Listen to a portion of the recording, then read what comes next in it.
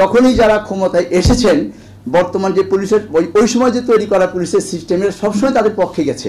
স্বাধীনতার পর থেকে যদি বলি স্পেশাল পাওয়ার অ্যাক্ট, এই যে ডিটেনশন দেওয়া মুখ দেওয়া, এটা কম সমালোচনা হয়েছিল কবে? 74-এ।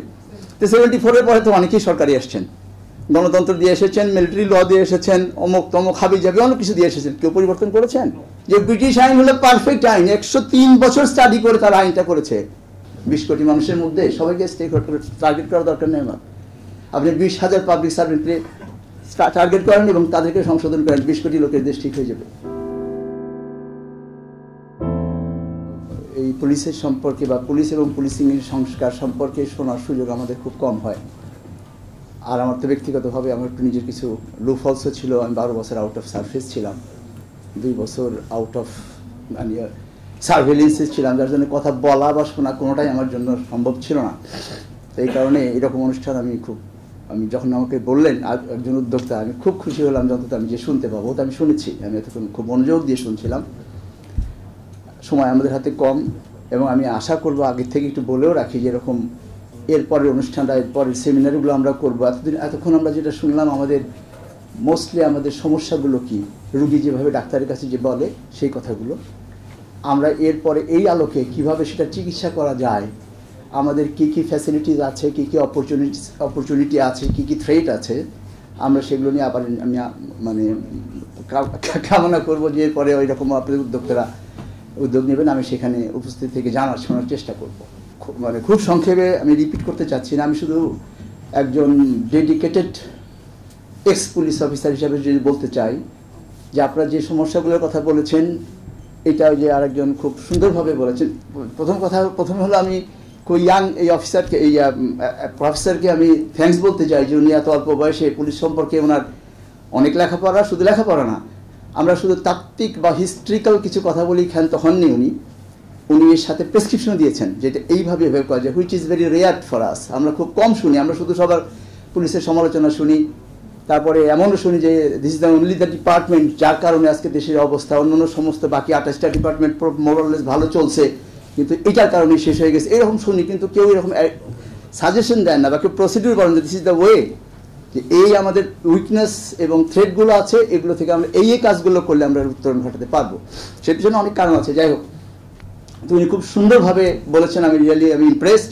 ওনার সাথে আমি যোগাযোগ রাখবো এবং কথা বলবো। তবে আমি আপনাদের যেটা বলেছি, এ পর্যন্ত যে আলোচনা হয়েছে সব কিছু সমাধান করা সম্ভব, short term, middle term, long term, 3টা প্রসিডিউর দিনে যেটা কথা আমাদের একজন বক্তা বললেন।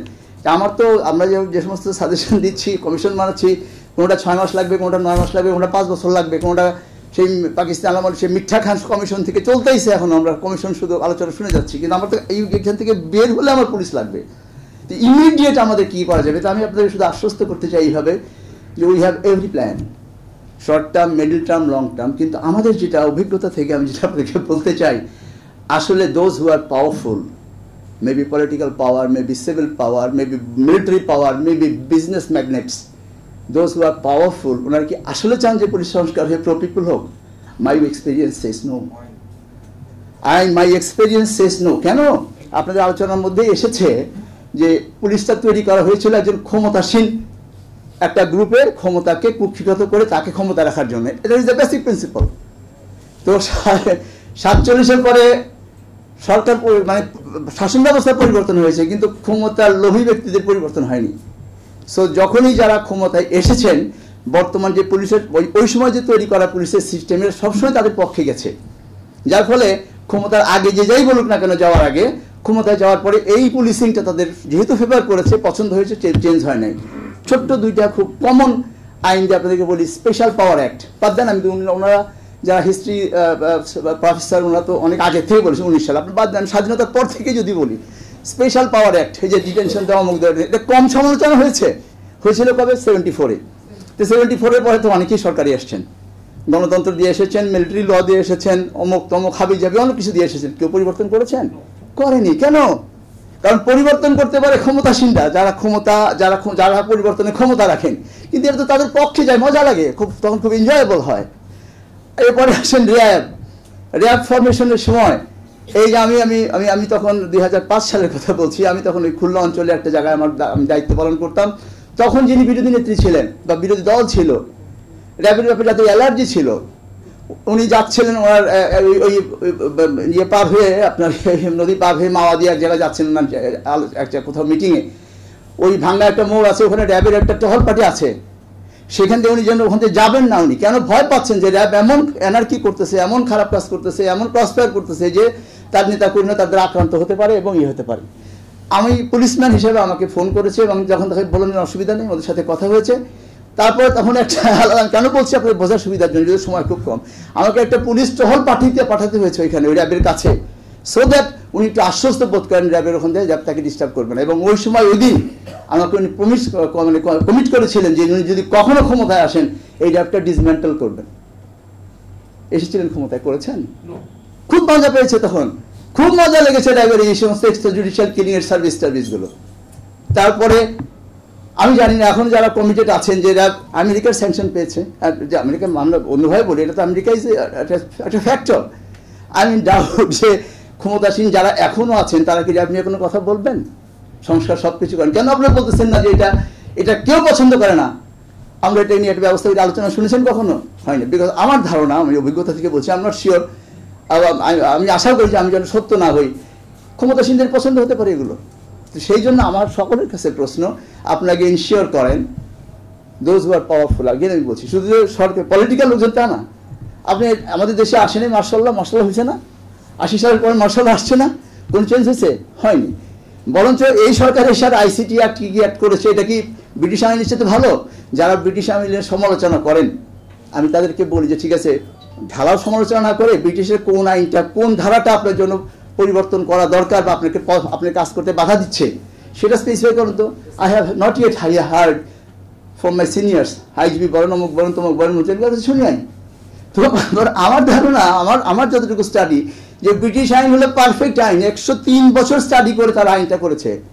1757 সালে এসছে, 1860 সালে প্যানাল কোড করেছে আইন, 1861 সালে বাস্তবায়ন করার জন্য লাঠিয়াল বাহিনী বানিয়েছে। হ্যাঁ, তো সেটাকে আমরা ধারাভাবে বলি। আপনি যদি কেউ বলে ডেফিনেটলি আপনি পরিবর্তন করে ইংল্যান্ড, অস্ট্রেলিয়া, আমেরিকা, কানাডার মতো হইতে পারলে তো আমরা খুশি হইতাম, অ্যাটলিস্ট সিঙ্গাপুরের মতো হইতে পারলে খুশি হইতাম, কিন্তু সেটা তো আমাদের সময় লাগবে। কিন্তু ইন শর্ট টার্ম এই কাজগুলো যারা বলেন যে না আমাদের উপনিবেশিক আইন চলবে না, পারা যাবে না, তাদেরকেই আপনার জিজ্ঞাসা করবেন যে ভাই কোনটা পারা যাবে না, ওই জায়গায় কী হলে পারা যেত আমাদেরকে একটু স্পেসিফিক্যালি বলেন। তাহলে ওগুলো অল আমি যেটা মনে করি আমাদের সহজ সরল মানুষদেরকে বা স্টেক হোল্ডার্সদেরকে এক ধরনের একটা বিভ্রান্তির মধ্যে রেখে আমি ওখান থেকে উদ্ধার হয়ে আসি। এইটা আর জিনিস হলো, আমি যেটা পাবলিক সার্ভেন্ট হিসাবে মনে করি, 20 কোটি মানুষের মধ্যে সবাইকে স্টেক হোল্ডার টার্গেট করা দরকার নেই আমার। আপনি 20,000 পাবলিক সার্ভেন্টকে টার্গেট করেন এবং তাদেরকে সংশোধন করেন, 20 কোটি লোকের দেশ ঠিক হয়ে যাবে। তার কারণ একটা টাকা উত্তোলনের ক্ষমতা কোনো এমপি সাহেবের, মন্ত্রী সাহেবের নাই। সেই টাকাটা সিগনেচারটা করতে হবে পাবলিক সার্ভেন্টের, either executive engineer or DC or SP or whatever the EMA. একটা লোককে গ্রেপ্তার করার ক্ষমতা নেই কোনো এমপি মন্ত্রীর, একটা লোককে একদিনের রিমান্ডে দেওয়ারও ক্ষমতা নাই, একদিনে আটক রাখারও ক্ষমতা নেই কোনো মন্ত্রী এমপি। কে করে? পাবলিক সার্ভেন্টরা। এই পাবলিক সার্ভেন্টদের আপনি স্ট্রিম লাইনে নিয়ে আসেন, 20,000 লোক অটোমেটিক সব ঠিক হয়ে যাবে। এখন কিভাবে আনবেন? আমরা সবসময় বলি পলিটিক্যাল উইল লাগবে, অমুক উইল লাগবে, তমুক উইল লাগবে। ভাই এটা তো অন্যের দোষটা পায় কারা? জানি যারা অপদার্থ। যে ভাই আমি তো নাচতে তো পারতাম, কিন্তু উঠানটা যদি আরেকটু বড় হইতো, আর যদি উঠানের মধ্যে কাঁটাটা না রাখতো, চকিটা না রাখতে আমি পারতাম। আরে ভাই অন্যরা হোক না হোক, তুমি কতটুকু সংশোধিত হতে পারতেছো, তোমার মধ্যে কতটুকু আছে সেটা তুমি বলো না কেন? 1 জানুয়ারি 2024 চেঞ্জ টিভি পা রেখেছে সুরভিত 6 বছরে। সবার প্রতি নিরন্তর শুভেচ্ছা। চেঞ্জ টিভিকে আমি তো মেলা দিন ধরে দেখছি। চেঞ্জ টিভি যতদূর সম্ভব বস্তুনিষ্ঠতার সাথে কাজ করছে এবং এই জন্য চেঞ্জ টিভির ভিউ আরও অনেক বেড়েছে, অনেক। আমি নিজে যে অনেকগুলো সভা করে মানে এখানে ইন্টারভিউ করেছি, কোনো ক্ষেত্রে আমি দেখেছি মিলিয়নের মতো হয়েছে ভিউ, মানে অন্য কোনো জায়গায় এত হয় নাই। আমি মনে করি চেঞ্জ টিভি ভালো কাজ করছে, প্রচণ্ড চাপ আছে, তার মধ্যেও চেঞ্জ টিভি যদি তাদের এই নিষ্ঠতা রাখতে পারে তাহলে এটা আরও ভালো করবে। আমি তাদের সাফল্য কামনা করি। changetv.press এক ফোঁটা হলুদও নেই। 1 জানুয়ারি 2024 চেঞ্জ টিভি পা রেখেছে সুরভিত 6 বছরে। সবার প্রতি নিরন্তর শুভেচ্ছা। চেঞ্জ টিভি নতুন মিডিয়ার অংশ, অর্থাৎ অনলাইন ভিত্তিক যে ধরনের মিডিয়া তৈরি হচ্ছে সেই মিডিয়ার অংশ। আশা করি চেঞ্জ টিভি তাদেরকে আরও একটা গ্রহণযোগ্য এবং মানুষের ভরসা রাখে এরকম একটি গণমাধ্যম হিসেবে তৈরি করতে পারবে। আরও নতুন নতুন আইডিয়া তারা সামনে নিয়ে আসতে পারবে এবং দর্শকপ্রিয়তা অর্জন করবে। changetv.press, এক ফোঁটা হলুদও নেই। 1 জানুয়ারি 2024 চেঞ্জ টিভি পা রেখেছে সুরভিত 6 বছরে। সবার প্রতি নিরন্তর শুভেচ্ছা।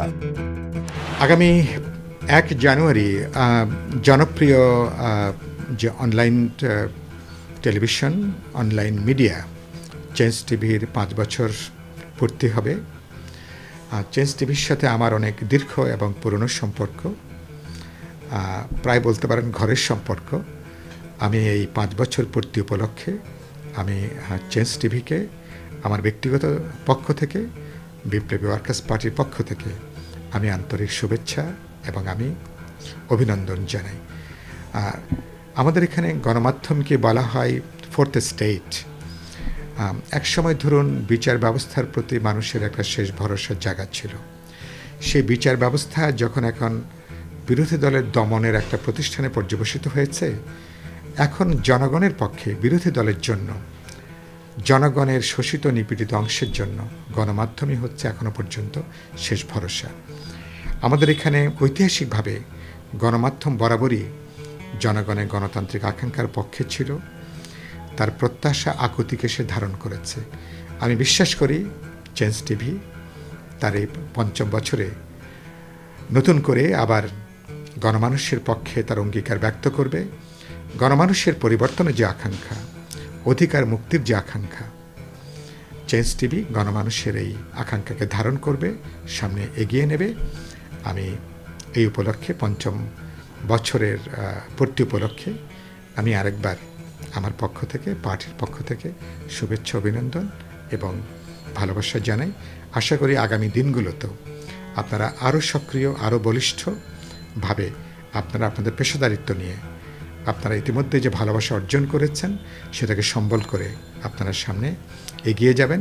আমি চেঞ্জ টিভির জন্য আমার অপার ভালোবাসা। changetv.press, এক ফোঁটা হলুদও নেই।